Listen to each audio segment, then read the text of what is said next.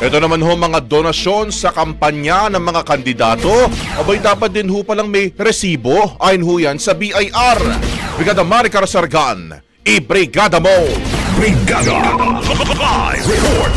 Ipinaalala ng Bureau of Internal Revenue sa lahat ng kandidato, political parties at party list groups na may obligasyon silang sumunod sa tax regulations kaugnay sa election 2025. Ayon kay BIR Commissioner Romulo Magid Jr., kailangang magparehistro ang mga kandidato sa ahensya kung sila ay tumatanggap ng donasyon o gumagastos para sa kampanya.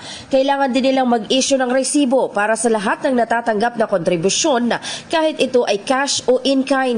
Inaatasan din silang mag-withhold ng 5% buwis sa bayad sa mga supplier at kapag sumobra ang natanggap na donasyon kumpara sa kanilang nagastos, kailangan din nilang bayaran ang nararapat na income tax.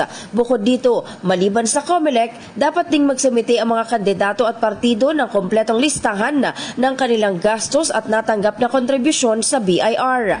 Babala naman ni Lumagi, ang hindi pagsunod sa mga patakarang ito ay may katumbas na parusa, kabilang ang kasong kriminal sa ilalim ng tax evasion at posibleng diskwalifikasyon mula sa COMELEC. In the heart of changing lives, ako si Brigada Maricar Sargan ng 105.1 Brigada News FM Manila, The Music and News Authority. Ang bahaging ito ay hatid sa atin ng Yummy-Vit ES3 Syrup. Simulang tuparin ang pangarap ng iyong anak. And stunting now,